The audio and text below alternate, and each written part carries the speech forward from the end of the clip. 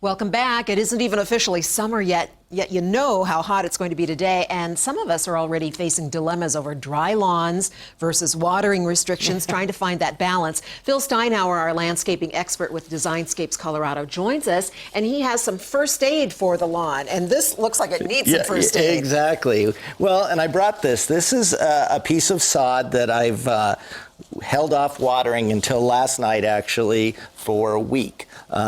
So you can see a lot of people's lawns are starting to look like this. And what's important to know is this kind of gray color that you see.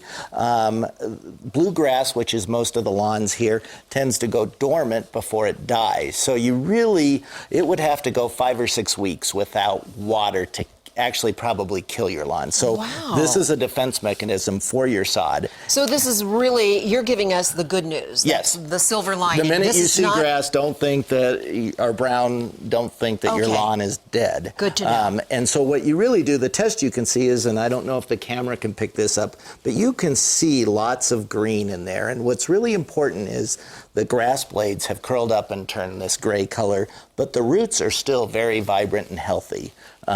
Over here, again, this is what your normal grass would look like. So I just really put this here as a comparison to show you. So this is normal, even though the tips are a little bit dried out. Right, and what you want to do on this, and you can see this is a really long, you want to keep your grass longer during these. This one is a little bit short, so you want to keep your grass longer. That actually helps the roots go down farther and develops a deeper root system, again, to hold water during the drought, as well as protecting the crowns of those roots. So let your grass grow longer, not shorter now. Longer even for though, deeper roots. Okay, So even though we have the watering restrictions, that's no reason to go shorter on the mowing. Right, you actually want to keep it longer, and that'll cool the roots. All right. And then this is just to show you an example. A lot of people are seeing winter damage in their lawns after the dry winter and then the hard freezes that we had this early spring.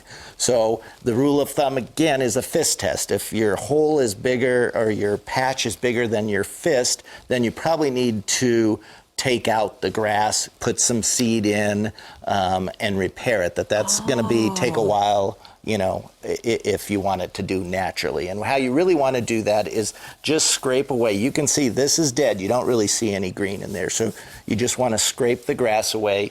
Whether you do it with a screwdriver or you have something like this, poke some holes and really get some aeration into that soil. So aerate. Yep.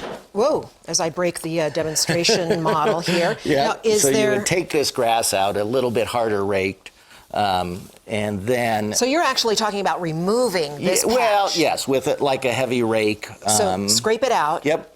And then poke some holes in it. Poke holes in it. And then you just can buy any type of seed or one of these mixes that has the tackifier in it right here. And that's right here. Yep, so sprinkle some seed on there, and then you want to top dress it with a little bit of compost or seed starter over the seed, and then hand water that daily.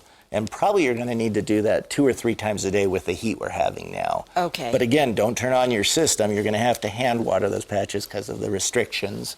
And do it gently so you don't wash away what you've put down. Just give it a light moisture. Very interesting.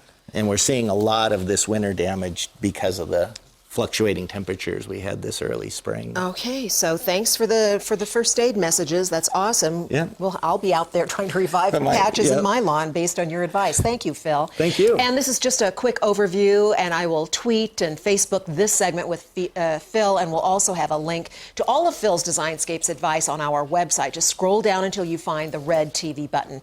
But right now, let's send it back to our studio.